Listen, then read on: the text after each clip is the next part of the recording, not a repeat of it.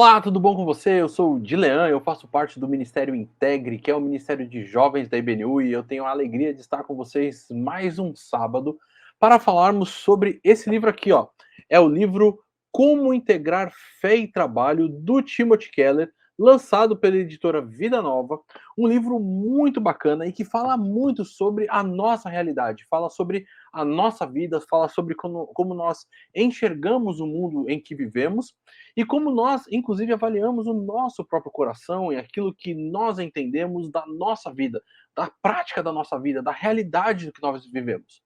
Só que eu quero lembrar você que esse vídeo agora, né, que faz parte dessa série do Timothy Keller, Como Integrar Fé e Trabalho, não é o único vídeo do nosso Ministério Integre. Pelo contrário, nós temos uma playlist no canal aqui da IBNU com mais de 100 vídeos tratando sobre vários assuntos que eu tenho certeza que você vai curtir pra caramba. Então, você depois que você terminar de ver esse vídeo, ou talvez se você caiu agora, meio de paraquedas, nesse vídeo, e tá no segundo episódio, não viu o primeiro, dá uma pausa, vai ver o primeiro vídeo, e aí depois, para você inteirar um pouco do assunto, depois você volta para esse vídeo, ou até mesmo você vai perceber que tem tantos vídeos sobre tantos assuntos tão legais, que você vai querer fazer uma maratona aí, maratona integre dos jovens da EBNU no seu YouTube. Gente, a gente tem livros como livros bíblicos, de Gálatas, Juízes, e temos vários tópicos, né, vários livros falando sobre assuntos diversificados, sobre o livro Deuses Falsos, sobre o Evangelho na Vida. Meu, que série fantástica foi aquela, onde trabalhamos sobre o que é o Evangelho, como ele afeta, como ele transforma a nossa vida e a forma como nós vivemos. Nesse capítulo agora, que é desse livro aqui, é o capítulo 1, nós fizemos na semana passada a introdução, agora estamos no capítulo 1, e o título desse capítulo é O Design do Trabalho. E, gente, ele é incrível. Olha só, a gente começa já com o texto bíblico de Gênesis capítulo 2, versículo 1, e ele diz assim: Assim foram concluídos os céus e a terra, com todos os seus elementos. No sétimo dia, Deus já havia completado a obra que fizera. Nesse dia, ele descansou de toda a sua obra. E Deus abençoou e santificou o sétimo dia, porque ele descansou de toda a obra que havia criado e feito. E o Senhor Deus tomou o homem e o colocou no jardim do Éden para que o homem o cultivasse e o guardasse. Pessoal, a questão aqui é a seguinte: como que você enxerga o trabalho? Será que ele é um mal necessário? Bom, eu preciso trabalhar porque eu preciso comprar alimento, eu preciso comprar roupa, eu preciso sustentar a minha casa, eu preciso me sustentar, ou eu preciso. Qual que é a grande questão que vai estar envolvida? E a gente vai perceber que trabalhar faz parte daquilo que envolve sermos feitos à imagem e semelhança de Deus. Por quê? Porque a gente vai ver que Deus descreve a sua criação, e isso está relacionado ali no livro de Gênesis, como a sua obra, ou seja, o trabalho que ele realizou. Então Deus é um Deus que trabalha. Olha só que coisa tão especial é percebermos essa realidade. Então, quando nós, como seres humanos, estamos exercendo o nosso trabalho, nós estamos também refletindo a imagem do Deus que nos criou e assim somos a sua imagem e a sua semelhança. É bastante importante a gente perceber que dentro daquilo que envolve as várias tradições não bíblicas, claro, sobre a criação do mundo e a criação do homem, a Bíblia é muito particular dentro dessa realidade. Não só porque ela é a verdade, porque ela narra aquilo que é de fato a criação do mundo e a criação do homem, mas porque ela vai se diferenciar das outras formas de perceber ou de narrar essa mesma criação. Olha só, na criação babilônica, o que, que você vai ter? Você vai ter Marduk, que é um deus, né? O deus, inclusive, babilônico. Ali você vai perceber isso aí até lá no livro de Daniel, né? Falando sobre o templo de Marduk e tal. O que acontece? O Marduk, ele tem uma luta e ele vence uma luta contra Tiamat, que é uma deusa, e o texto vai dizer que a partir dos restos mortais de Tiamat é que ele vai construir o mundo e ele vai construir então toda a criação. O que é interessante nessa a narrativa é que a criação não foi uma questão pensada, não foi de um Deus que veio ao lugar falar assim: eu vou criar o mundo, mas O mundo, a partir da percepção babilônica, ele é criado no meio do caos, no meio da guerra, no meio da confusão, no meio da desordem. E ele é construído a partir de restos daquilo que sobra do despojo da guerra, daquilo que é a parte que perdeu. Olha que interessante, então, a gente perceber a forma tão diferenciada que a Bíblia vai trabalhar com isso. Porque o texto vai dizer que Deus criou o mundo e que Deus, então, estava no controle de todas as coisas e veio e, através da sua palavra, começou a dar forma e o conteúdo de toda a sua criação. Para os relatos gregos, por exemplo, a coisa já é um pouco diferente. Ele tem eras, né? Ah, é meio parecido aí com o Senhor dos Anéis, né? A terceira era dos homens. Aqui nós estamos falando sobre as eras da humanidade. Essa é a forma grega de pensar. E eles vão entender que existe uma era chamada de a Era de Ouro. E essa era é o momento onde tanto deuses quanto humanos viviam em harmonia. E isso vai ser inclusive relatado pelo poeta Hesíodo, que afirma que os seres humanos e também os deuses, eles não precisavam trabalhar naquela época. Isso está tão distante daquilo que envolve a realidade bíblica, por quê? Porque o texto começa dizendo que Deus trabalhou, e mais do que isso, de que após trabalhar ele descansou e também deu um trabalho ao homem.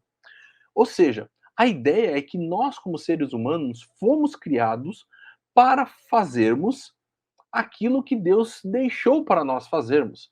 E que, principalmente, trabalhar não é algo que tira a dignidade da pessoa, que elimina a humanidade da pessoa. É interessante, então, a gente perceber que Deus trabalhou por puro prazer. Deus trabalhou porque ele quis criar esse mundo e para ter esse relacionamento íntimo, particular, pessoal comigo e com você. Então a criação e o trabalho têm a ver com essa realidade. Agora, o que, que é interessante quando a gente olha? A gente precisa, então, prestar atenção em duas realidades. A primeira delas é daquela galera que acha que o trabalho vai definir tudo. Então, eu preciso fazer, eu preciso realizar, eu preciso que as pessoas vejam as minhas realizações, porque se as pessoas não verem as minhas realizações, elas não vão saber quem eu sou. E a própria pessoa não consegue se definir a partir de outra coisa que não seja as suas realizações. Então, se ela faz um serviço e ela fez bem, e as pessoas inclusive elogiam, ela acha que então agora ela tem lugar na sociedade e ela tem então uma percepção de que ela está inserida dentro do contexto. Se ela faz alguma coisa e aquilo não faz bem, ou aquilo não dá certo, ou as pessoas de repente nem sequer se importam, então ela acha que ela está fora desse contexto. Ela não faz parte daquela comunidade e ela se sente diminuída e ela se sente totalmente desorientada. Olha que interessante. Quando a gente percebe a realidade daquilo que envolve a criação de Deus, Deus ele cria e ele vai dizendo que aquilo foi bom, até chegar no momento ele diz que aquilo foi muito bom. Ou seja, Deus trabalha e ele mesmo faz uma avaliação do trabalho que ele fez. Quando ele coloca o homem no jardim, ele vai colocar e vai dizer que o homem tem que plantar e regar esse jardim, tem que cultivar o jardim, tem que trabalhar nesse jardim.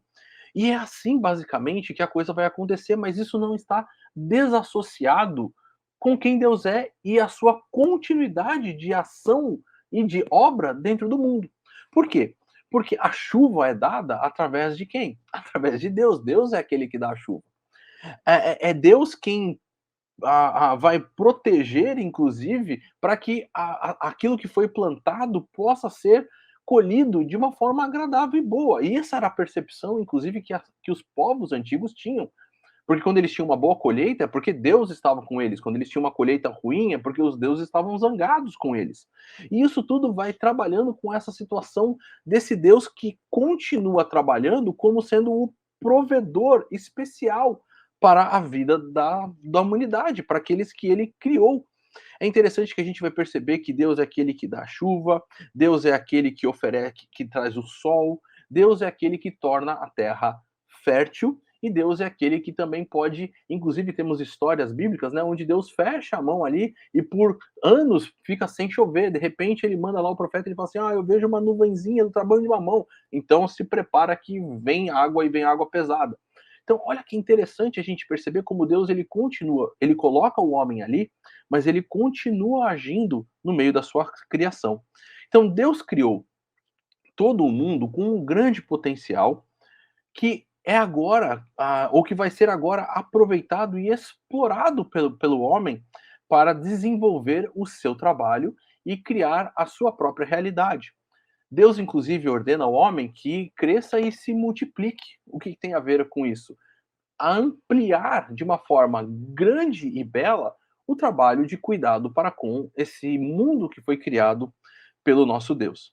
Agora, a gente falou que tem essas duas percepções, a percepção positiva e a percepção negativa. E isso, gente, faz a gente pensar em algumas questões para a gente meditar aí, de repente você ficar com isso na sua cabeça, pensando no seu dia a dia. Bom, tudo aquilo que parece que é demais, ele acaba trazendo um certo tipo de problema para a gente, mesmo coisas boas. Mas é interessante que parece que o trabalho tem uma relação bastante diferente daquilo que nós pensamos. Você já viu aquela pessoa que diz assim: "Cara, eu não aguento mais, eu preciso das férias, eu não eu tô exausto, eu tô cansado, eu já não tô conseguindo nem pensar direito", daí a pessoa entra em férias, depois de uma semana ela já tá assim: "Cara, eu tô entediada, não tenho o que fazer". E olha que interessante então como a gente pensa, como que Deus, sendo o nosso modelo e exemplo, ele fez? Ele trabalhou por 6 dias e um dia ele descansou. Então parece que quando a gente quer inverter essa realidade, a gente quer descansar mais do que produzir, descansar mais do que trabalhar, a gente está indo contra a própria forma como nós fomos criados e o projeto de Deus para a nossa vida. E isso faz com que a gente tenha que tomar cuidado e não se tornar um verdadeiro workaholic, que se define pelo trabalho.